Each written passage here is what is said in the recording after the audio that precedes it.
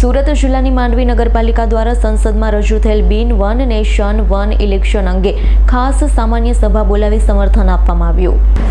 સુરત જિલ્લાની માંડવી નગરપાલિકા ખાતે આપણા દેશના આદરણીય વડાપ્રધાન નરેન્દ્ર મોદી દ્વારા તારીખ 17/12/2024ના રોજ સંસદમાં વન નેશન વન ઇલેક્શન અંગેનું બિલ રજૂ કરવામાં આવ્યું હતું, જેને અનુલક્ષી આજરોજ માંડવી નગરપાલિકા દ્વારા ખાસ સામાન્ય સભા બોલાવી હતી, જેમાં વન નેશન અને ઇલેક્શનના બિલને માંડવી નગરપાલિકા પ્રમુખ નિમેશભાઈ શાહે બિલનું વાંચન કરવામાં આવ્યું, જેને સર્વેએ આદરપૂર્વક વધાવી લઈ સમર્થન આપવામાં આવ્યું. આ પ્રસંગે સુરત જિલ્લા ભારતીય જનતા પાર્ટીના મહામંત્રી રાજેશભાઈ પટેલ, સુરત જિલ્લા ભાજપ મંત્રી ડોક્ટર આશીષભાઈ ઉપાધ્યાય, માંડવી નગરના પ્રભારી અજીતસિંહ સુરમા, માંડવી પાલિકા ચીફ ઓફિસર પૂર્વીબેન પટેલ, માંડવી નગર ભાજપ પ્રમુખ પ્રિતેશ રાવળ, મહામંત્રી સ્નેહલભાઈ મોઢેરા, નગરપાલિકાના સદસ્યો ઉપસ્થિત રહ્યા હતા.